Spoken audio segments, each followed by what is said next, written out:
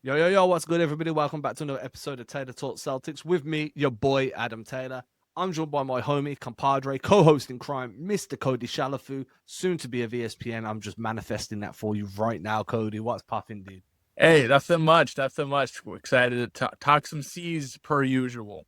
Some C's, some Celtics who were in the dead of the offseason. I'm talking like the middle of the Atlantic Ocean at night with no lights. There's literally nothing popping. We're just Yeah, waiting for little morsels of rumors that were probably not true that yeah, agents have leaked out. That's where we're at right now. yeah. The Amelia Earhart of the off season. Oh, you're getting very intellectual with us right now, Cody. Dead in the Atlantic. No, Amelia I'm Earhart. telling you, dude.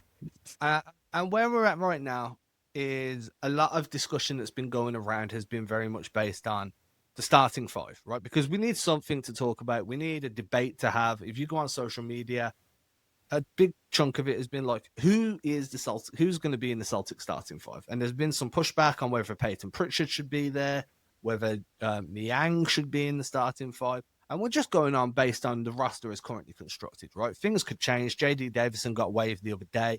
For anyone that haven't seen, he landed with Houston yesterday on a 1 year, 2-way deal. Little note there, that's the last year of his 2-way eligibility. So if he doesn't crack that rotation, this year or doesn't earn himself an NBA contract for next season, it's bye-bye. He's heading off to Europe. He can team up with O'Shea Brissett, who's just signed over in Israel for Maccabi Tel Aviv. And Lonnie Walker just signed there on one of the biggest contracts in European basketball, 10 million over 3 years. Anyway, I'm getting off track. Just some tidbits. But yeah, so I wanted to do the bit where we dive in and talk about a starting five, just because I'm sure your idea of the starting five is going to be slightly different to mine. We can have a bit of a pushback, and if we're exactly the same across the board, then we can find a reason to be upset with each other when we talk about the second I'm unit, sure. right? I'm sure we will. Yeah, we'll figure it out. As long as like it makes for good conversation, I'm happy. So I just want to dive straight in, man. So point guard, I think that it's very much agreed, and like I'm not even going to say point guard. I'm going to say guard because I work on interchangeable basketball. This isn't the 90s or the 80s. So guard one, first guard. I'm going Derek White. Okay. Are you going Derek White? Yeah. So Because if you're not, then this is going to get off the rails very quickly. looking at the okay. So there's two guard spots, three guards, right? I think we can all agree Yeah, between Derek White, unless there's a big roster change, which at this point in the offseason, I'm not sure. The likelihood of that seems low to me. I don't remember a big trade coming this far in the offseason. I know there were rumors that Simons maybe is just, the Carmelo Anthony on the Hawks. He's just only here in remember that only, and he might be shipped out. But at this point, we'll assume that this is pretty much the roster with a tinker here or there for a guy who maybe not, won't get many minutes. Between Simons, Pritchard, and White, probably Derek White is your best in terms of like point guard. All three of them, they're all combo guards. Like, there isn't like a Drew Holiday on this roster who, for most of his, if not his entire career, was leading point. These are the guys who I think their best talents don't come into like the traditional run the offense, pass the basketball. They can do that. Like, their best talents are, their 3-point shot and their creating ability and, their defense in Derek White's case. And so I think of those three, Derek White probably has the most traditional point guard traits. And especially with, Jason Tatum not being there, one of the more underrated parts of his game is he could be just an offensive facilitator. His passing and his playmaking is such an underrated part of his game. A lot of people just look at the scoring and then the efficiency numbers here and there. But you and I and a lot of us that are watching this know he's very integral into that passing and that creating and his gravity and all those buzzwords you love to hear. And it's true. Derek White probably has the most qualities in that regard. So I would probably also, if I had gun to my head, I'd probably making Derek White guard. But again, just with how the NBA works now, you know, four different people are going to initiate plays in a 4-play span.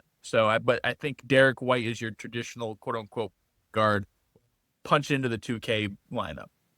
yeah. I think I'm completely with you there, and I think the best way to track who's in charge of creation on a team generally, because it's really hard to quantify in general, I tend to lean into who has the most touches per game. Yeah. Right? If you not the usage rate. Usage rate's going to tell you who's finishing plays the most, who's like drawing fouls and all that.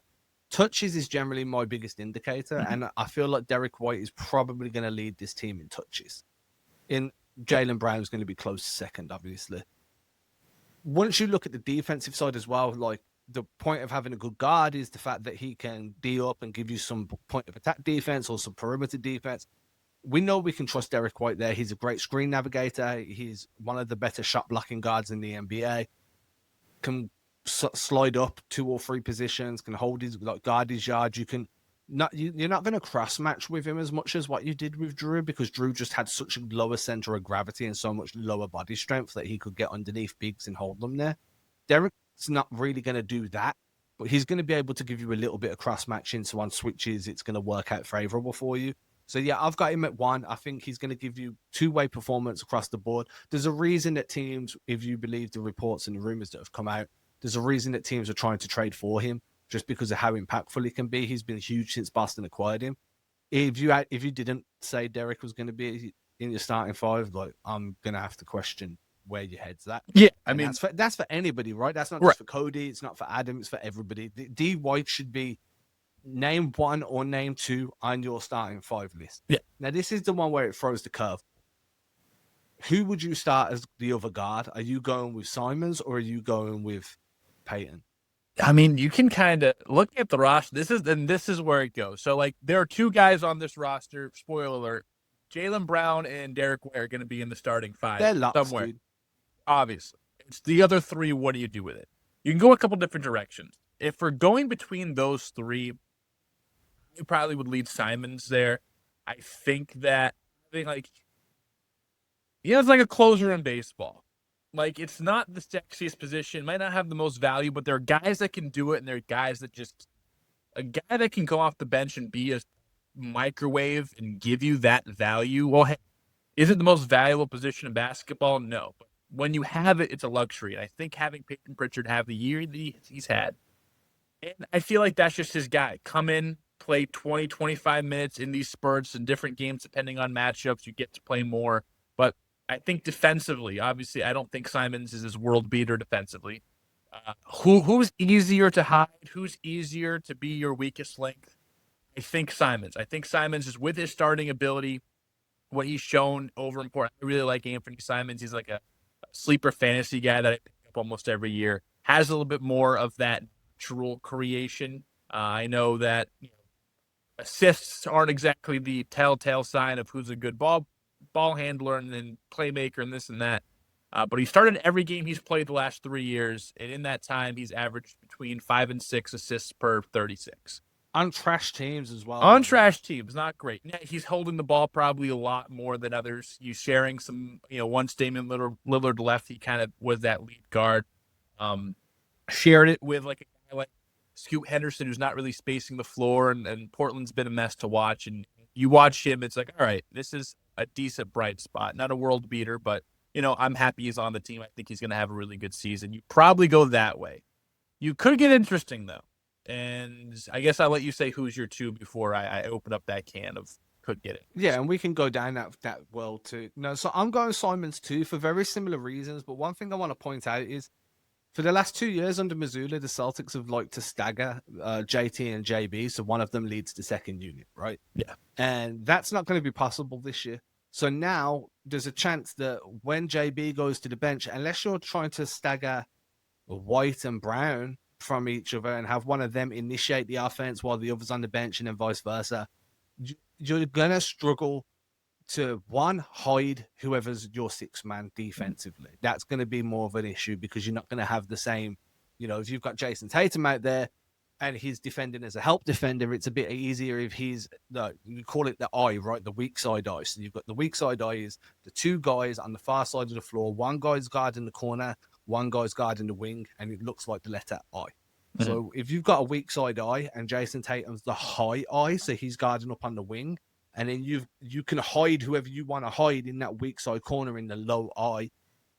That's fine because Tatum's got the size and length to rotate over. You don't like front court is a massive issue for Boston this season, and we'll get to that.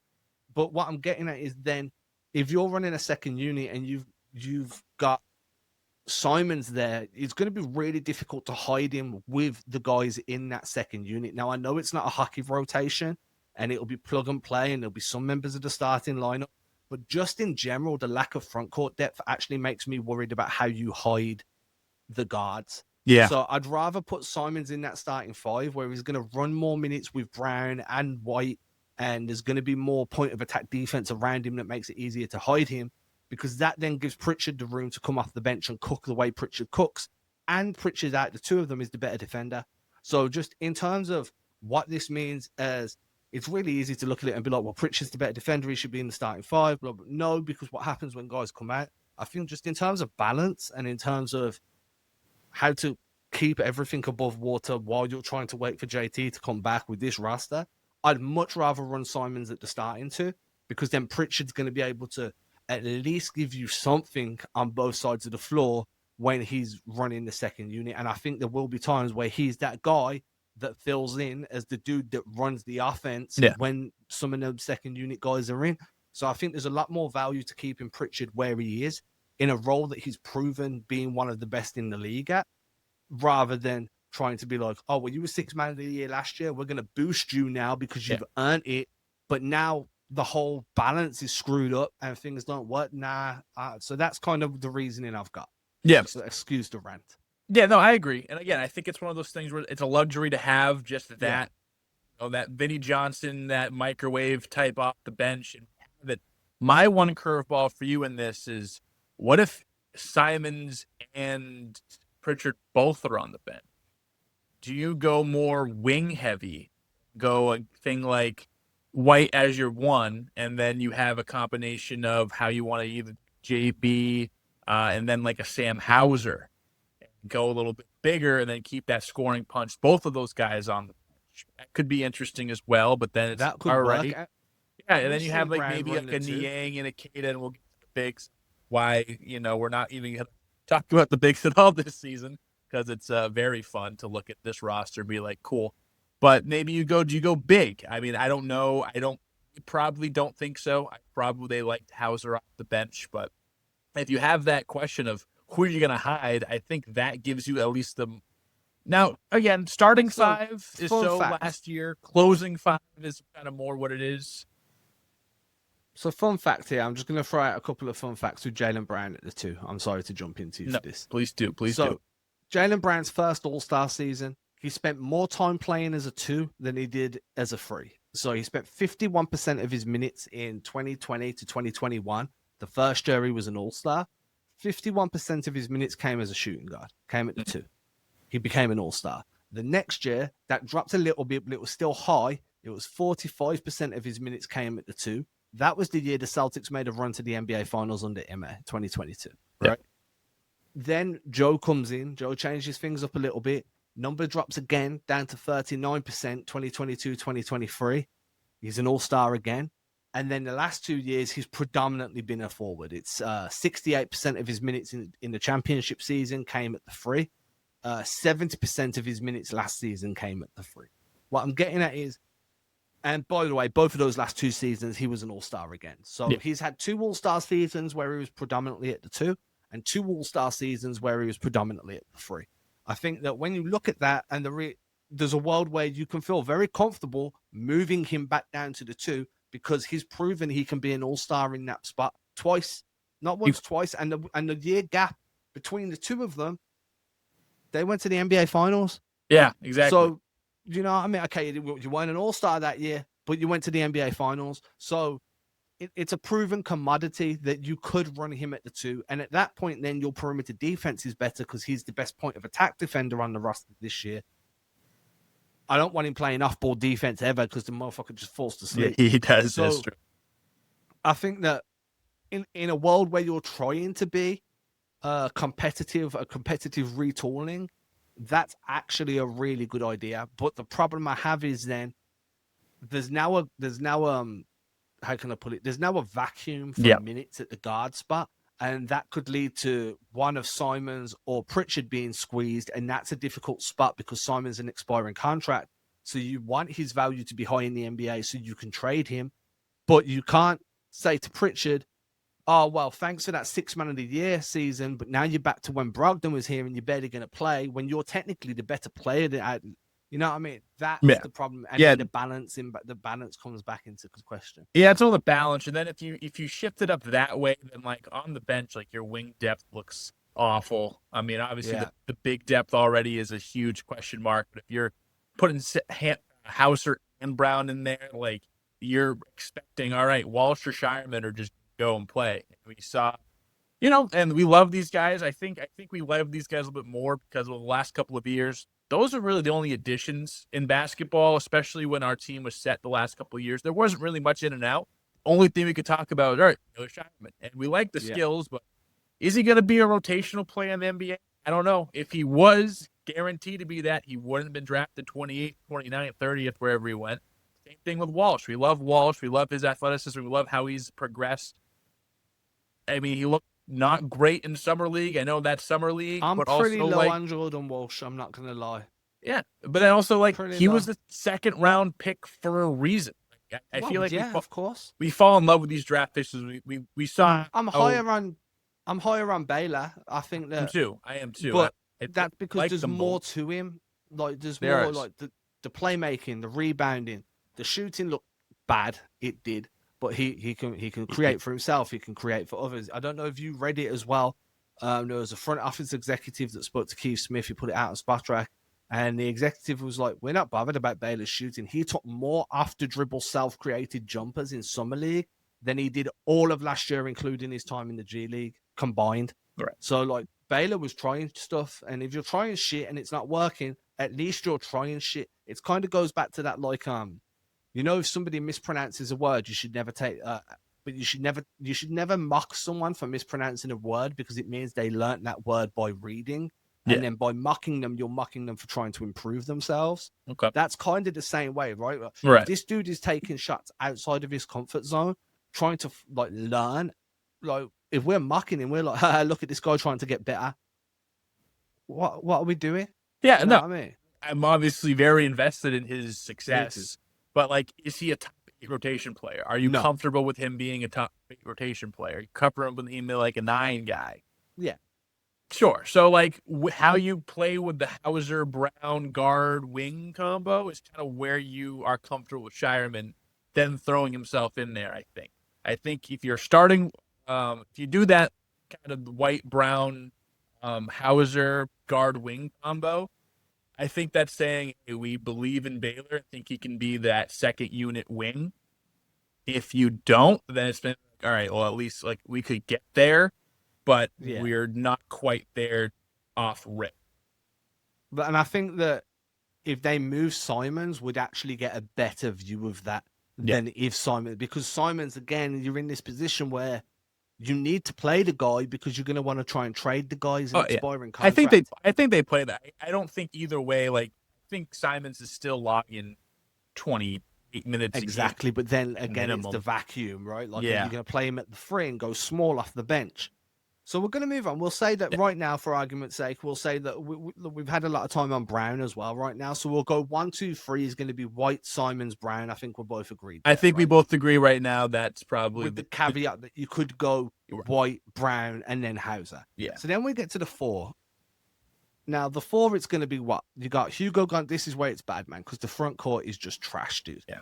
So you've got Hugo Gonzalez, rookie, never played. Comes in with 2 years pro experience in Europe, but looked a little bit off the pace in summer league. Next. Then you got Niang, who's universally disliked by Celtics fans. Yeah, he is. Had that quote, you traded the unicorn for the minivan. What the fuck's going on here? So I get it, right? So you've got Niang, and then you've got Hauser. Yeah. And that's kind of, or you've got Tillman if Tillman's healthy. Just to be fair, Tillman could be there if his knees are okay. Yeah, what happened? I thought he was dealing with knee issues. Yeah, I thought he was going to be good. Baby Al. So I'm going to have to go with... the dream was 2 years ago that Tillman would be a lock for this position. When Horford left, the dream was Tillman was going to be that guy. Yeah. Now, there's 2 worlds where you can go here. You can be like, right, Tillman's finally healthy. We're going to force that and force him into that. I'm not sold on that, no. So then it's Hauser or Niang. Now, Hauser's not a 4. He's played the 4, but he's not a 4. Neither is. So it has to be Niang. Yeah. Unless you have any other ideas. I think for argument's sake, I'm yes. So between Niang and Hauser, I think Hauser's not going to be a 4. Like he can't. He in like super offense turbo mode, sure, but over a sustained period of time, like he doesn't hold up. Like, he's a wing. That just is what it is. In a vacuum, sure. I think for argument's sake to be different, I'll say Tillman. What was it? I'm sorry to cut you, but I can't believe how close this percentage is. Is it really? 44% of Hauser's career minutes have come at the 4. Well, is that? I mean, I think position. 41% of his playoff minutes have come at the 4. Right, but how much is that he's actually like playing the wing? You know, like in what sense? Oh, like I think positions like in terms of like 1, 2, 3, 4, 5 are a little outdated. I think it's more ball handler, wing, like guard, big. Yeah, for sure. So like, just saying, he's, like in terms he's playing of the 4, but is he still like is he down on the block or is he still like how are they? It's a 5-out offense, right? So you're not right. So you're not running him off wedge screens. Like, defensively, how is he playing? I think more within positions. When we talk about positions like this, it's mostly like how defensively you're lining up. You see, which is a switch defense. I'm assuming he's starting on the 4 and then getting scrammed out of there once everything's set. So I guess he could roll that. I'm gonna be different. You just don't have the defensive IQ there in that team anymore. Yeah. Come on, sorry. Either way, it's interesting. It's definitely interesting with the positions because positions have changed so much just since you and I were playing. In high school and whatever, like. It was 1, 2, 3, 4, 5, and no one thought any different. Oh, dude, I was a 1, and that was it. I was like, but like now it's like there, you have this more of this Venn diagram of how positioned. I'll say Xavier Tillman builds back up. He's actually better. I'll say okay. Maybe it's because that's what I want. Maybe I like Xavier best Tillman. now. I was so excited. I think of these potential, the biggest potential this team can quote unquote go is if Xavier Tillman becomes a usable rotation at least player again. Now is he still more suited for the 5 than the 4? I know he's only 6'8", 6'7", but he is a brick house. Is he more the 5? Is he more that Al Horford 4-5? I'm not sure. Like how often did Tillman, other than that like one playoff 3 hit in the finals that everyone just will never forget for some reason. Like, was he really playing with Porzingis as much? And maybe I'm just being Mandela affected. I don't obviously I know last year he didn't play much at all until it was garbage time. Is he more suited just like the big, bulky, take a charge 5, or is he more of that what we thought Grant Williams could be? Obviously, what we saw with Al Horford his whole career, where he pass the ball a bit, shoot the ball a little bit, be a little bit more agile than you think of him and kind of stay in front. Doesn't have this. I don't think he doesn't have obviously the length or that shot blocking presence that Al had, which is obviously the difference. This is Al at home, but yeah, Al still hasn't signed. I'm not sure how the money works with us. Cut or 2, I'm not sure, but Al still hasn't decided yet. So maybe in a world he's back here, and then that's your easy 4. That's the dream. That's the dream, dude. I don't think it's happening. No. But, until, lady in this case, like Brian Windhorst and Sham Singh, he's still a free agent. Technically, it could happen. So I'll say Tillman just to be a little different. I think realistically, it's going to be Niang. Again, just either way, that sucks, right? Like, either way, we went from Tatum to Niang or Tillman. Like, where did we go wrong? That leads us on to in my opinion, the weakest position on the team right now, and that's the big. Right, so your options are Luka Garza, who everyone seems to be really excited about because of what he did in college. Hasn't really done much since he entered the NBA. Struggled, and arguably, fairly a really deep and talented Minnesota team. Then you've got Nimi, that was the 4th big in the rotation last year. Now might be taking up a step from number 4 to number 1. And then who else have you got? I mean, you go back to Tillman again. That's it, right? Am I missing someone? I feel Did like I I'm mean missing I have someone. the roster right now. The centers listed on the team are Kata, Garza, Tillman. Yeah. Yeah. All right. Now the question is, do you go Nimi? As Nimi earned that shot? Like Nimi's been good in limited minutes for 2 years now. Has been a very big, like, high energy, kind of changed the game with physicality and like tempo. But his It defense is questionable at best. Yeah. I mean, as a fellow Portuguese, the Portuguese problem, I would love for him to figure it out. Yeah, It for just sure. seemed like the longer he was on the floor, the more you didn't want him on the floor. Exactly. And now you want to run him for an 82 game season. So I think my prediction is Nimi starts, and by early December, it's Garza's spot. Yeah. And they've picked up another big somewhere. Yeah. That's the dream. I'm high on Quater in the sense that I think he could be a valuable bench big that is capable of being the third or second big in the rotation if that big is coming off the bench. Yeah. I think he's better suited to being an impact guy than he is a starting five. I'm gonna be honest, I just haven't seen enough of Gaza, and that's on my to-do list is to go and watch some film. I haven't seen enough of him to be like, yo, this dude, it can give you.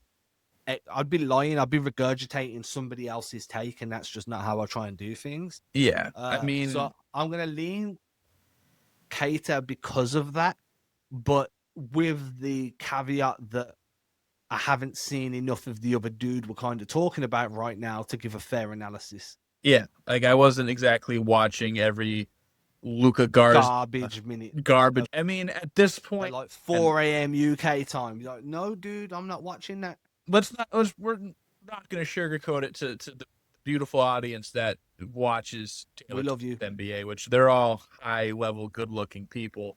But we know that like we're at the bottom of the Halloween candy. Like the Milk Duds and the Twizzlers are left. So like this is what we're picking between. Like this isn't good. Whatever we And then they're not even full size. These are snack size. This is like, would you want a Mounds bar or just a thumbtack to chew on? Like, I'd rather just go home. Which But is your favorite candy bar, by the way? I'm a Milky Way guy. I know that's a controversial take. So you see, your Milky Way and our Milky Way are wildly different. So your Milky Way is closer to what we'd call a Mars bar. Yeah, I think originally they were Mars bar. Here's you might know Our this. Milky Way are essentially your Three Musketeers. Oh, so you don't have caramel in your Milky Ways? No, it's just like a cloudy nougat. Oh, that's our Musketeer. There is one you might know this. There's a oh shoot, what is it called? We had a customer at the store I worked at. She was a flight attendant. She would go over to like France all the time, and she'd bring back these little candies. Forget what they're called. Oh my god, they're the best little thing. It's like a graham cracker, ballistos. I don't know if you ever heard of that. I know you're not in France. I mean, I'm close, but I'm not in France. Yeah, that's what I know. Yes, ballistos. They are the best. It's like this like honey almond thing they crush in there, and it's the best thing. For my American viewers, oh, you can get them on Amazon. Oh yeah, get that. If you just go get Ballisto bar, they will change your life. I know I've never had one of these, but we have like a bunch of ones like this, if that makes sense. They'll change your life. I'll tell you that right now. They'll change your life.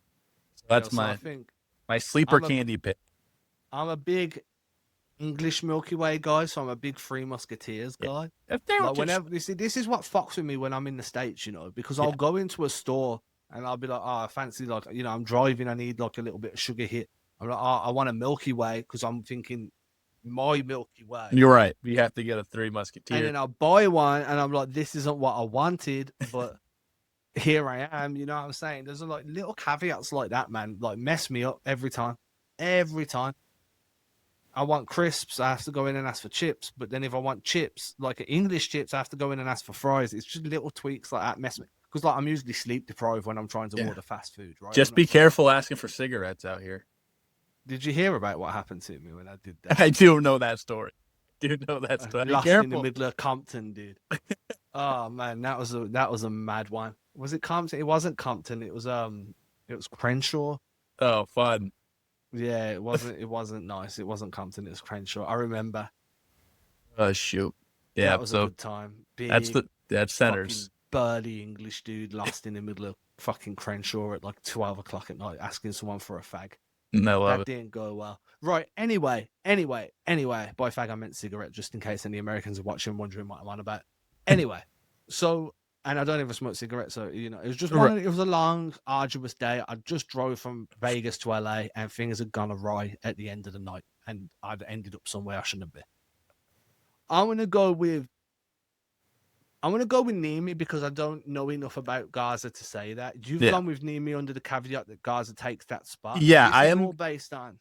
I'm going Nimi with Nimi as the bench big by December, early December. Yeah. And I think this is all based on the roster as it's currently constructed.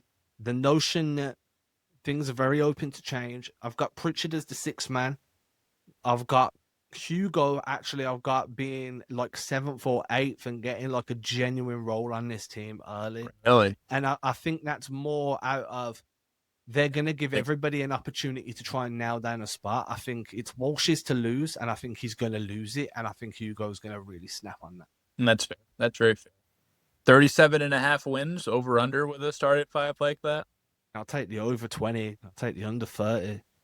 Oh shit, yeah. It's I'm being sarcastic a little bit. Like, I do think 37.5 is a little bit high, but I also think it's very attainable. But jokes Yeah, aside, if I'm being funny and you're starting your front court is yeah. if your front court is anchored by Keita and Niang and you're expecting 40 wins or more, I do not know what to tell you. Yeah. Hit the unders, folks. No free advice, but I'm very sad. But yeah, I think this is going to be such a fun season. yeah, it's gonna be fun in the terms of like, all right, those guys like Walsh and Shireman, where like again, the team has been so good for so long, and there's only been X amount of guys that like Pritchard took him 4 years to actually get on and do what he could do. I'm still waiting on that Pritchard for Aneka Anuka draft day's trade that I thought was gonna happen. Still waiting on that, but. Anuka, do you mean Aneka Okongwu? Yeah, Aneka Kongu. That's what I was thinking. That was my guy that draft. But anyway, to this day, every time I do a podcast with Brendan, and without fail, it must piss him off now. I'm like, do you remember when you were totally wrong about Peyton Pritchard? Like, can you apologize to me for that, please? Every time without fail. Yeah, but like again, it's fun in the sense that like you're gonna see the guys like Walsh and Shireman and Hugo. They're gonna get real shots, and that's that's what's gonna be fun about this season because those are the guys. And is it gonna be fun if they actually produce or not? It depends. Maybe. Honestly, the season hinges on what Jalen Brown does. Jalen Brown proves to you, like I don't think he's number one for a championship team. I don't think most people think that, and that's the big reason why I don't think we have super high expectations. I love Jalen Brown. Think he's an all-star, all-NBA caliber player when he has like an 80th, 85 percentile season. But is he a guy that's going to take a roster like this and will it to 43, 44 wins and get a playoff spot in the East? I mean, in the East, you might only need 37. But is he that? You don't know. I would love if he is. I'd love him to be. I think there's a world where he surprises us and he does a lot of things we didn't. I would love could do. I would love it. But I also think I'm very much of the belief of 28, 29, multiple time All-Star. You kind of are who you are as an NBA player at this point in your career. You're in your prime. You've done your developing years. Now, is there going to be certain aspects that he takes a step up in? Yeah, I think that we've seen him go from being able to find a guy one pass away to being able to find a guy 2 or 3 passes away. Yeah. We've seen him be able to make a pass to a guy 1 or 2 reads away when he's being trapped or blitzed. But can you do that when you are the sole focus of the defense, when there isn't a Jason Tatum that's bending and skewing that gravity? Can you do that when you don't have a Drew Holiday being a release valve on the short roll for you? Can you do that when you don't have Kristaps Porzingis posting up and they have to?